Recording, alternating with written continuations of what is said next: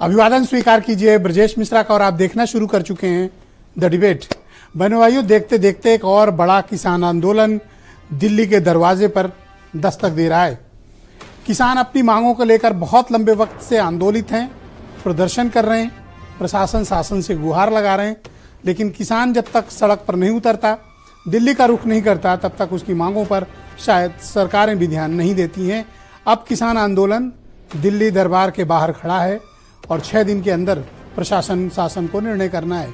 क्या है यह नया किसान आंदोलन और क्यों किसान सड़क पर उतरे, आज चर्चा इसी विषय पर। बहनों भाइयों, देश की राजधानी दिल्ली के बाहर एक और बड़ा किसान आंदोलन दरवाजे पर दस्तक दे रहा है और इस बार हरियाणा बॉर्डर नहीं, इस बार उत्तर प्रदेश के बॉर्डर नोएडा के पास दलित प्रेरणा स्थल पर ये काफिला, ये कारवां किसानों का पहुंच चुका है।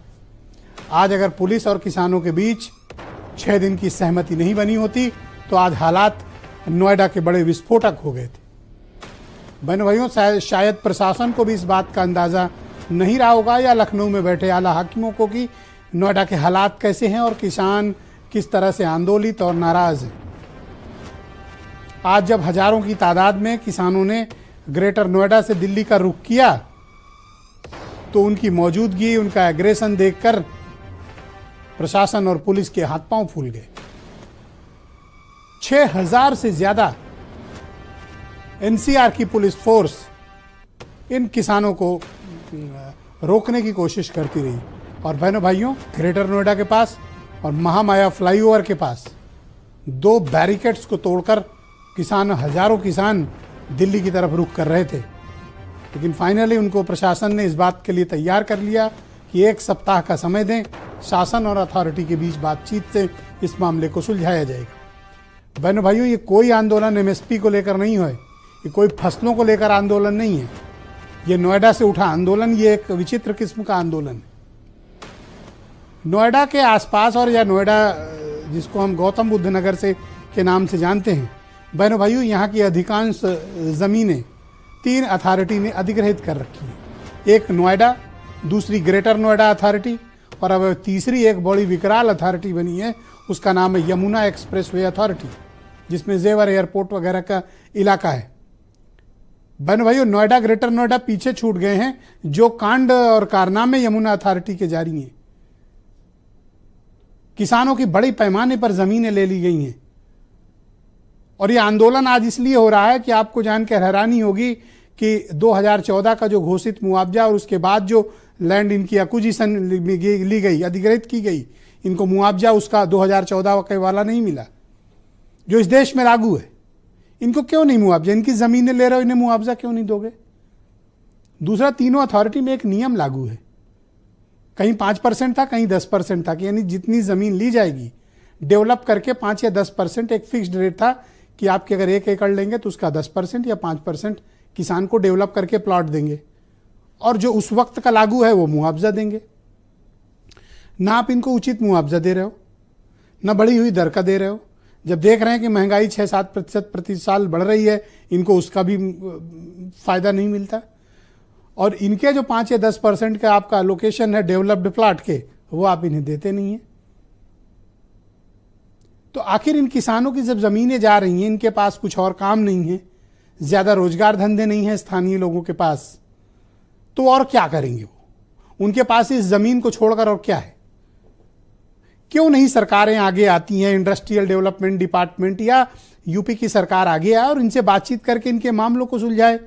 लेकिन बहनों भाइयों, ऐसा प्रतीत होता है कि नोएडा, ग्रेटर नोएडा और यमुना अथॉरिटी के में बैठे अधिकारी, उनके कान या तो होते नहीं हैं और उन्हें कुछ दिखाई नहीं देता सिवाय खुद के, और इस तरह के आंदोलन लगातार खड़े होते हैं लेकिन इनकी अनदेखी होती है।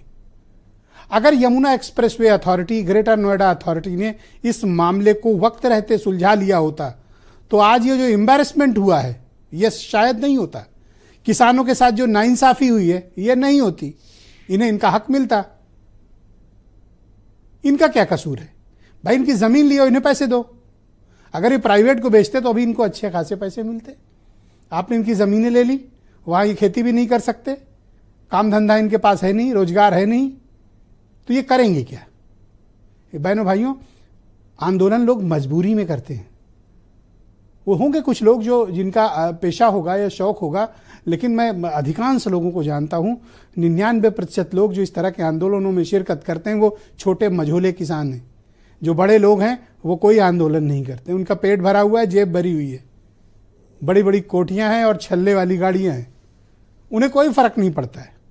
लेकिन फर्क उन्हें पड़ता है जिनकी आजीविका का साधन ही वो जमीन थी, किसी की 2 बीघे, किसी की 4 बीघे। आपने एयरपोर्ट के नाम पे ले ली, आपने स्पोर्ट सिटी के नाम पे ले ली। आप यमुना अथॉरिटी के प्लॉट जो इस वक्त बिक रहे हैं, अगर आप उसका एडवर्टीजमेंट केवल पढ़ लें, एक एक प्लाट, छोटे छोटे प्लाट अथॉरिटी करोड़ों में बेच रही है। और आपको पता है किसानों से कैसे लिया? कौड़ियों के भाव, पैसे में, रुपए भी छोड़िए, और उसको बेचते हैं आप करोड़ों में। लेकिन उसको देते समय आपको रोना आता है। क्यों? क्योंकि गरीब किसान की जमीन आपने ली है। तो ये भेदभाव क्यों? जमीन उनकी है भाई, उन्हें उसका प्रॉपर हक मिलना चाहिए। आपने अधिग्रहित तो कर लिया, लेकिन हिस्सा नहीं देना चाहते। इसी बात की नाराजगी थी, वरना कोई कारण नहीं था कि आज ग्रेटर नोएडा से दिल्ली का पूरा ट्रैफिक ठप पड़ गया, पूरी व्यवस्था पैरालिसिस हो गई। लोग नोएडा, ग्रेटर नोएडा से दिल्ली नहीं जा पा रहे थे।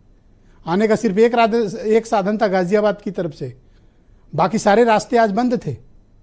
तो ऐसी स्थिति जहां लाखों लोग आज सफर किए, परेशान हुए, और इस तरह के हालात उत्पन्न क्यों हो रहे, और ये किसान वहां तक चलकर क्यों पहुंचे? इनकी समस्याओं को वक्त रहते अथॉरिटी ने निस्तारित क्यों नहीं किया? शासन के वो कौन अधिकारी हैं जिनके खिलाफ कार्रवाई होनी चाहिए? इंडस्ट्रियल मिनिस्टर क्या कर रहे हैं? उनकी क्या जिम्मेदारी नहीं है कि जाके बात करें? तो किसानों से बात भी नहीं करोगे, जबरदस्ती रोकोगे भी, उनकी जमीनें भी ले लोगे, पैसे भी नहीं दोगे, तो आंदोलन छोड़ उनके पास रास्ता क्या है? बहुत से लोग आलोचना भी करते हैं कि साहब ये तो चुनाव आ रहा है, फिर इकट्ठे हो रहे हैं, ये खालिस्तानी है, ये फला है, ये ठिकाने हैं। अरे भाई, उनकी मजबूरी भी तो समझो। किसको समय पड़ा है कि इस सर्दी में जाके खुले में कोई पड़ा रहेगा? कोई तो कारण होगा। उन कारणों को समझना चाहिए। कोई पराये नहीं है, हमारे अपने किसान हैं, हमारे अपने भाई हैं, हमारे अपने अन्नदाता हैं। मैं सरकार से गुजारिश करता हूं कि इनसे बात करें और इनके इश्यूज को सेटल करें। आप कुछ स्टेटमेंट सुने।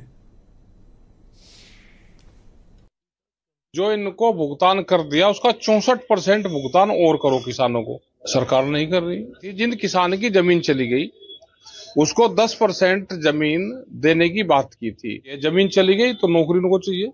बातचीत करवाओ तो सरकार तो बात करती नहीं। सरकार ने संज्ञान लिया है, उस पर कमेटी बनी है, कमेटी उस पर जांच कर रही है और उसकी जांच रिपोर्ट आने के बाद सरकार उस पर निर्णय लेगी।